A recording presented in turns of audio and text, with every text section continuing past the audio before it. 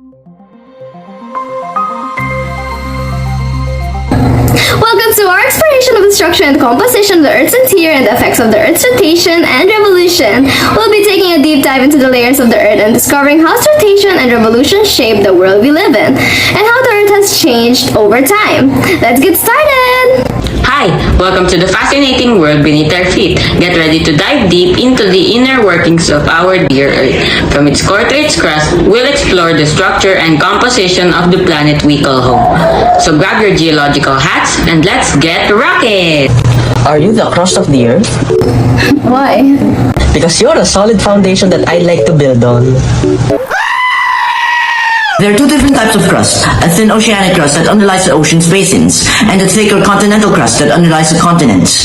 These two different types of crust are made up of different types of rock. The thin oceanic crust is composed primarily of basalt, and the thicker continental crust is composed primarily of granite. The low density of the thick continental crust allows it to float in high reliefs of much higher density mantle. Hey, are you the mantle of the Earth? Why?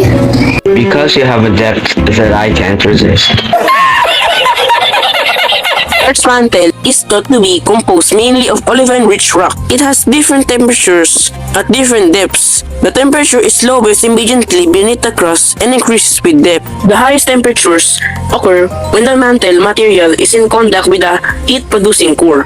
This steady increases of temperature with depth is known as the geothermal gradient. The geothermal gradient is responsible for different rock behaviors, and the different rock behaviors are used to divide the mantle into two different zones. Rocks in the upper mantle are cool and brittle, while rocks in the lower mantle are hot and soft but not molten. Rocks in the upper mantle are brittle enough to break under stress and produce earthquakes. However, rocks in the lower mantle are soft and flow when subjected to forces instead of breaking. The lower limit of brittle behavior is the boundary between the upper and lower mantle. Are you the Earth's core? Why? Because you have the strength and ability that I admire. Oh my god! Wow!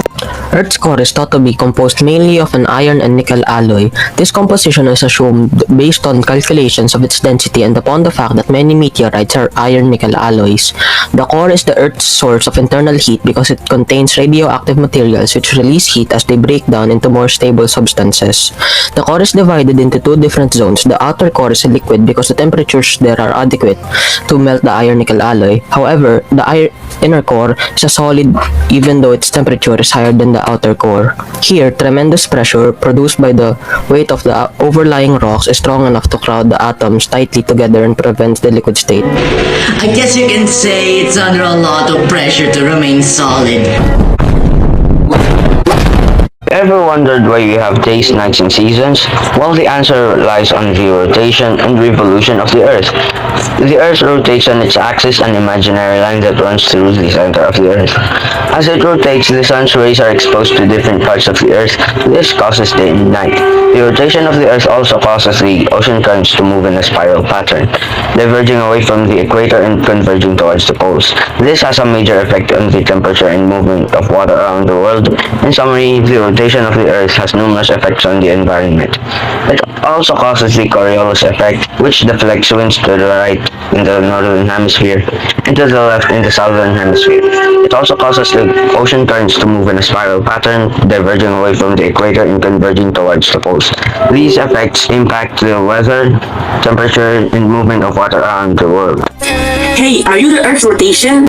Why? Because you have the power and energy to keep everything in orbit.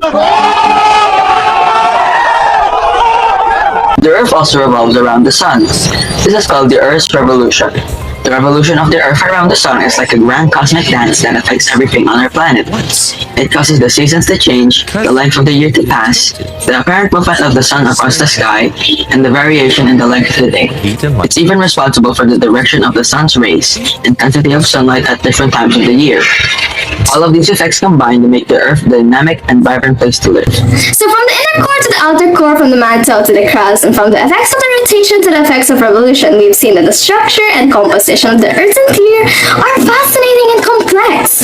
And if you think about it, it's pretty amazing that we can study the movements of our planet's core from the comfort of our own homes.